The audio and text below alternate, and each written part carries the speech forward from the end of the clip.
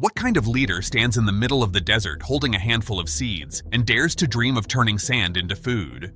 In a world where most politicians chase short-term victories, one young soldier-turned-leader decided to gamble with something bigger than politics: the future of his people. This is happening right now in the heart of Africa. Burkina Faso, a land scorched by sun, plagued by drought, and abandoned by fortune, is standing at a crossroads. And at the center of it is Ibrahim Traoré, a man barely in his 30s who took a risk that most leaders would laugh off as madness, releasing 100 tons of seeds into the unforgiving desert. It wasn't just an act of desperation, it was a gamble against nature itself. And today we're going to dive deep into the risk, the reasoning, the challenges, and the monumental possibility hidden in this daring move. So, let's begin. 1. Burkina Faso, a nation on the edge. To understand why this gamble matters, we need to look at the battlefield on which it's being fought. Burkina Faso isn't just another poor nation in Africa, it's one of the most fragile countries on Earth. Landlocked, surrounded by conflict, battling terrorism, poverty, and climate collapse, it faces a storm that many nations wouldn't survive. More than 40% of its land is desertified, and every year, the Sahara creeps further south, swallowing fertile land like a monster with no end. Farmers who once relied on seasonal rains now stare at cracked fields. Wells run dry before the harvest is ready. Families skip meals. Children grow up stunted from malnutrition. And the question looms: how do you feed a nation when the very soil beneath your feet is turning to dust? Most leaders would turn to foreign aid. They'd beg international agencies for food shipments, for loans, for relief that comes tied with political strings. But Ibrahim Traoré, who rose to power as the world's youngest head of state, wasn't interested in being a beggar on the global stage. He wanted something different, something bold, something that would give his people not just food for today, but hope for tomorrow. 2. The gamble. 100 tons of seeds. When Traoré announced his plan, even his closest allies raised eyebrows. 100 tons of seeds scattered into the desert? Wasn't that madness? Seeds need water. They need care. They need protection from animals and wind. And here he was, releasing them into some of the harshest terrain on the planet. But here's the twist. Sometimes you don't plant seeds for certainty. You plant them for possibility. Traoré understood something that many outsiders didn't. The desert wasn't empty. It held hidden potential. Beneath the sand, there were pockets of soil. In certain seasons, short bursts of rain came unpredictably, and sometimes the land only needed the right push to fight back. By releasing 100 tons of drought-resistant seeds, millet, sorghum, acacia, and hardy grasses, he was betting on the law of large numbers. Even if 90% failed, the 10% that survived could spark a green wave across the desert.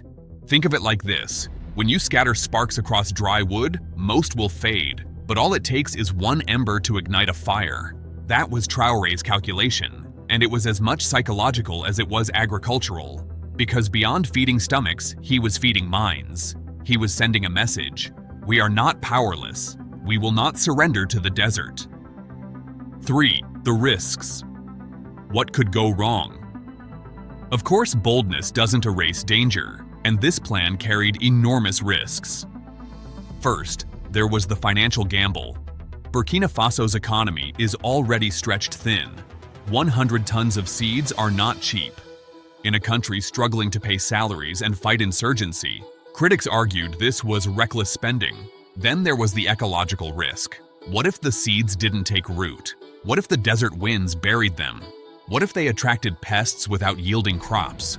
It wouldn't just be a failed project, it would be a blow to national morale. And then came the political risk. Leaders in fragile states don't survive long when people lose faith. One failed harvest could become the rallying cry of his enemies, both domestic and international. But Traoré was undeterred. He understood that the greater risk was doing nothing. Because when a nation stops trying, it starts dying. 4th, lessons from history. Seeds of change.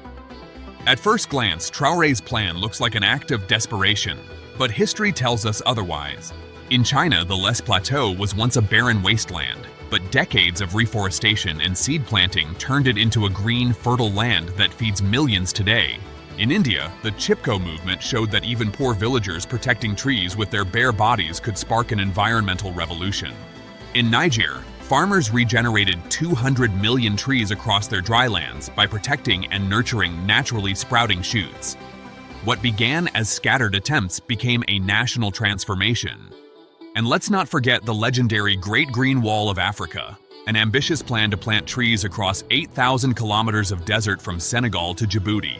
While it's far from complete, it's already showing results, bringing back farmland and slowing desertification. Traoré's seed gamble fits into this lineage. It's not just about crops, it's about rewriting the relationship between people and land. It's about proving that deserts don't have to spread, they can be pushed back. 5. Why this matters more than just Burkina Faso. Some may ask, why should the world care? Why should anyone outside Burkina Faso pay attention to this gamble? The answer is simple, because Burkina Faso's fight is humanity's fight. Climate change is not knocking politely at our doors, it's breaking them down. From wildfires in California to floods in Pakistan, from heat waves in Europe to hurricanes in the Caribbean, the planet is reminding us that survival requires bold action. Burkina Faso might be a small, poor nation, but it's standing as a mirror to the world. If they can dare to sow life in the desert, what excuse do wealthier nations have for inaction? Traoré's gamble is also about sovereignty. In a time when Africa is often treated as a pawn in global politics, he is saying that Africans will craft their own solutions on their own terms. This isn't charity. This isn't dependency. This is agency. And that's revolutionary. 6. The future. What if it works? Now, let's imagine the best-case scenario. The seeds sprout. The desert floor begins to show patches of green. Villages once abandoned are reborn with crops. Livestock find new grazing grounds.